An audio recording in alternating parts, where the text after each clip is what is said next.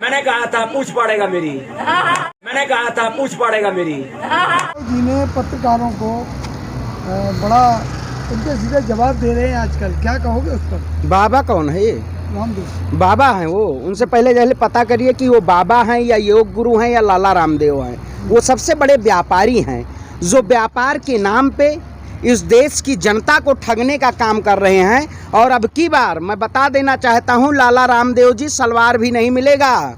ये जो 2014 में 12 में इनको सलवार रामलीला मैदान से पेटीकोट पहन के भागे थे, अब की इनको सलवार भी नहीं मिलने वाला है। ऐसी सरकार में आप बताइए, इस देश में महंगाई चरम पे है। महंगाई के मुद्दे पे हमारे देश के प्रधानमंत्री को मां शब्द नहीं याद आ रहा है। आज महंगाई, बेरोजगारी, शिक्षा पे बात नहीं हो रही है।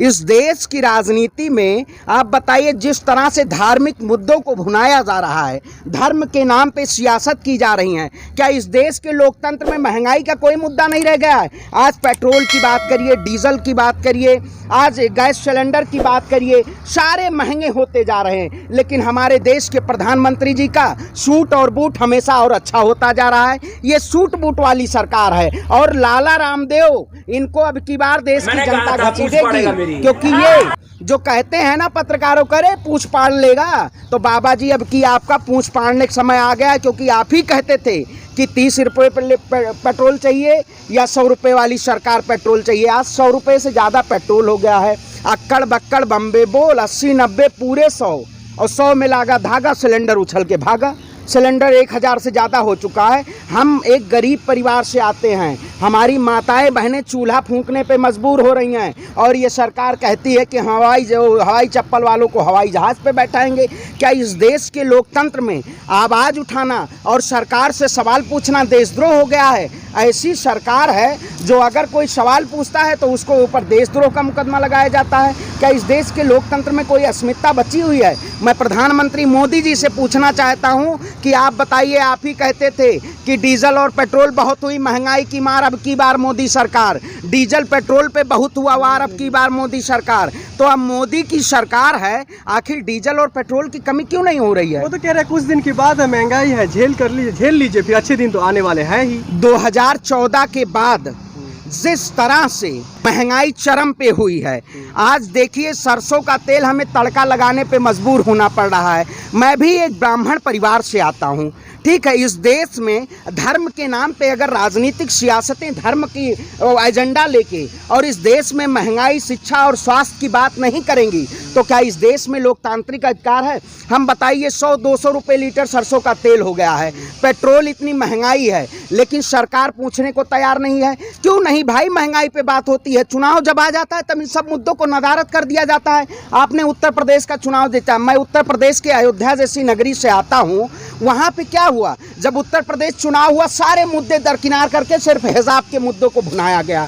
इस देश में अगर महंगाई, शिक्षा, स्वास्थ्य, विकास, यही सरकार कहती है सबका साथ, सबका विकास, सबका विश्वास, लेकिन इसी सरकार ने जब दूसरी बार डबल इंजन की सरकार उत्तर प्रदेश में आती है तो 5 किलो राशन 35 जेट एयरबेस पहुंच के और सिर्फ 5 किलो राशन देने का काम कर रहे हैं। आखिर 5 किलो राशन जिसको मिलेगा वो पकाएगा किस पे? सरसों के तेल से तड़का कैसे लगेगा? आज खून से ज़्यादा भी महंगा हो चुका है। हमें ये समझने की ज़रूरत है, हम इस लड़ाई को लड़ना है। हमें निकलो घरों मकानों से, जंग लड़ो बेईमानों से। इस देश में लोग की आवाज़ को दबाया जा रहा है, लेकिन हम जैसे युवा, हमें 3-4 बार जेल भेज दिया गया, लेकिन हम डरने वाले नहीं हैं। उत्तर प्रदेश के ऐसी जगह से आते हैं जहाँ लोग कहते हैं बुलडोजर बाबा। अरे भाई, हमें जब हम चुनाव आया हमारे नामांकन नहीं करवाने दिए गए, लेकिन हम लड़े और नामांकन किए और चुनाव लड़े इस सरकार के खिलाफ। ऐसी तानाशाही और अहंकारी सरकार के खिलाफ युवाओं को आना होगा और अपनी लड़ाई को खुद लड़ना होगा, क्योंकि हम देश के युवा हैं, देश के नौजवान हैं।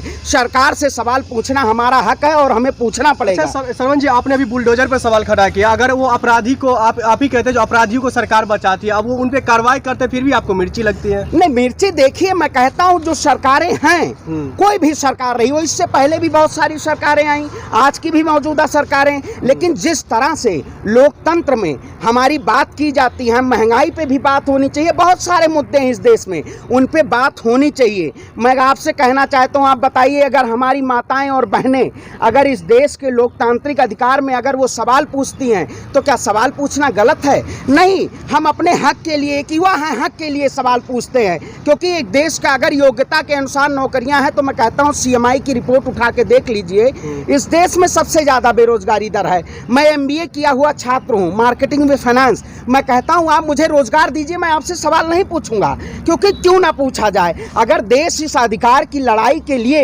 अगर हम लड़ेंगे और लड़ के जीतेंगे, तो ये बहुत बड़ी जीत होगी, क्योंकि जिस तरह से हम अपने परिवार से और अपने हक के लिए हम मांगेंगे, क्योंकि हम इस देश के वासी हैं। बताइए, अगर हमारे साथ कोई भी चीज़ें होती हैं तो उसका जिम्मेदार कौन है? हम हैं। लेकिन अगर हमारे साथ कोई भी गलत चीज़ होगी तो उसका सवाल पूछना हमें हक है, हम सवाल पूछेंगे। आप भी सवाल पूछिए, आप ऐसे पत्रकार हैं या मैं भी, सवाल पूछना हमारा हक है, क्योंकि अगर सवाल नहीं पूछेंगे तो आज़ादी के 75 साल जिस तरह से शासनकाल में सारी चीज़ें रही, उसी तरह से शासनकाल चलता रहेगा। तो सवाल पूछना सही है। अच्छा, एक सवाल और यहाँ पे खड़ा हो रहा है। आपने कहा जो मैं एमबीए का छात्र हूँ, मुझे नौकरी नहीं है। कुछ दिन पहले आपने देखा परीक्षा पे चर्चा करे प्रधानमंत्री जी खुद स्टूडेंट को मोटिवेट कर रहे हैं, छात्रों को मोटिवेट कर रहे हैं, आप कैसे आप आगे की तैयारी करें, कैसे पढ़े, और फिर वो मतलब मोटिवेट करते नहीं, वो परीक्षा भी देंगे, रोजगार भी लेंगे, और आप कह रहे रोजगार है ही नहीं। भाई, नई शिक्षा नीति आई, नई शिक्षा नीति जो आई उसमें बेहतर बदलाव क्या हुआ? आपने टीटी के पेपर देखे, आपने इंटर के परीक्षा के पेपर देखे, उसमें बेहतर बदलाव क्या हुआ?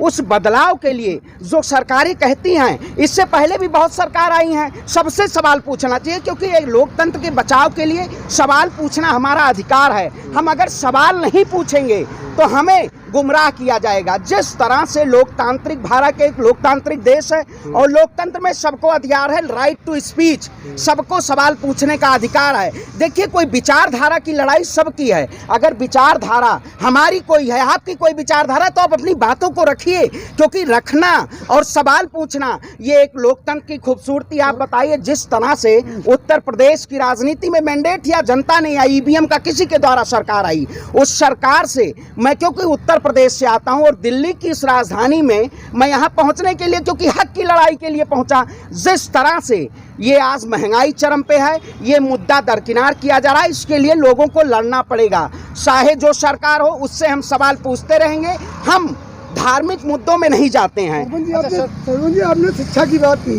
पहले पेपर लीक हुआ था, बड़ा हंगामा हुआ, फिर दोबारा से पेपर लीक हो गया। देखिए, वही मैं कहता हूँ, सिस्टम को बदलने की ज़रूरत है। जिस तरह से सिस्टम को खोखला बनाया जा रहा है और सिस्टम के जरिए एक चीज़ें ख़त्म की जा रही हैं, एक वो जो विचारधारा, आप बताइए, मैं कहता हूँ ऑनलाइन पढ़ाई होगी, 2 साल बाद एग्ज़ाम चालू हुआ, कोविड प्रोटोकॉल ख़त्म हुआ, 2 साल बाद सरकारें कहती हैं अब एग्ज़ाम होगा। परीक्षा पे चर्चा, हमारे देश के प्रधानमंत्री हैं, गौरवान्वित पद पे हैं, वही कहते थे बहुत हुआ युवाओं पे अत्याचार, अब की बार मोदी सरकार, बहुत हुआ किसानों पे अत्याचार, अब की बार मोदी सरकार। हम किसान आंदोलन में रहे, 750 से ज़्यादा हमारे माताएं बहनें और लोग शहीद हुए, आखिर क्यों ना सवाल पूछें? आप बताइए, अगर सवाल पूछना गुनाह है तो मैं कहता हूं, मुझे हमेशा के लिए जेल, हम युवा हैं, हम इस देश के, हम जेल सलाखों के पीछे चले जाएंगे, हमेशा जेल में बैठे रहेंगे। आपकी मांग भी तो पूरी कर ली जाती है, आप जो बोलते हैं सवाल का जवाब भी तो दिया जाता है। देखिए, जवाब सवाल का दिया जाता है, सवाल के जो जवाब हैं उस जवाब के जरिए हम अधिकार हमेशा मांगेंगे, क्योंकि हम एक अधिकार के लिए लड़ रहे हैं और हमें लड़ाई इसकी लड़नी है। हम इंकलाबी लोग हैं, जिस तरह से इंकलाब का नारा बुलंद होता है उसी तरह से बुलंद होता रहेगा। जी, एक मेरा अहम सवाल है कि आइए, इलेक्शन से पहले, सुनिए, इलेक्शन से पहले रोजगार की बात होती है, युवाओं की बात होती है, शिक्षा की बातें होती है, लेकिन इलेक्शन जीतने के बाद हमारी जो केंद्र सरकार है वो निजीकरण की ओर धकेल रही है हमारे इस देश को। बिल्कुल, देखिए, इससे पहले विनिवेश की बात हुई, ठीक है, उसके बाद उसकी क्या बोल रहे हैं, निजीकरण की बात हुई। अब मोनेटाइजेशन की बात है, जो मैंडेट जमीनी स्तर पे जो हमारी लड़ाई है, हम लड़ रहे हैं, और लोग जिस तरह से इस देश में किसान आंदोलन हुआ उसी तरह से और आंदोलन होंगे, क्योंकि मैं जिस तरह से लड़ाई लड़ रहे हैं हम लोग, आपने बताया महंगाई की बात हुई, आज जो नया वित्तीय वर्ष चालू हुआ है इसमें सरकार ने 5 कंपनियों के अधीनस्थ कि कौन कंपनियां बेचेंगी, कौन कंपनियां उसको खरीदेंगे, ऐसे कंपनियों का वो ब्यौरा बनाया गया है। एक है नेशनल लैंड मोनेटाइजेशन कॉरपोरेशन, एक ऐसी कंपनी जो 9 मार्च को लिस्टेड हुई है। इसमें जो बड़े बड़े जो सरकारी कंपनियां हैं, रेलवेज के बगल में जो ज़मीनें हैं उनको एक्वायर करके और बेचा जाएगा। ये भी एक बहुत बड़ा सवाल है कि इससे पहले निजीकरण की बात हुई, पीएसयूज के यूनिट्स बेचे गए, लेकिन उस पे लड़ाई है। अब ज़मीनों पे भी निगाह सरकार की हो गई है। और आपने देखा होगा प्रोविडेंट फंड जो है, अगर 2.5 लाख से ज़्यादा उसमें भी अगर इंटरेस्ट जब आपका आएगा तो उस पर भी सरकार को, अब इसका मतलब आपकी जेब से भी सरकार को हिस्सेदारी चाहिए। ठीक है, लाइफ सेविंग ड्रग्स भी महंगा हो चुका है, जो सरकार चाहती है हम स्वास्थ्य फ्री देंगे। तो ये सब समझने की ज़रूरत है। इंटेलेक्चुअल पीपल की आवाज़ को इसलिए दबाया जाता है कि जब आप पढ़ेंगे नहीं तो आप बोल नहीं पाएंगे। इसलिए हम उस माँ को और उस पिता को धन्यवाद देते हैं कि आप अपने बेटों को अगर रोटी ना दे पाएँ तो कोई दिक्कत नहीं, लेकिन शिक्षा अवश्य दीजिए। अगर शिक्षा देंगे तो आप बेहतर लड़ाई लड़ सकते हैं।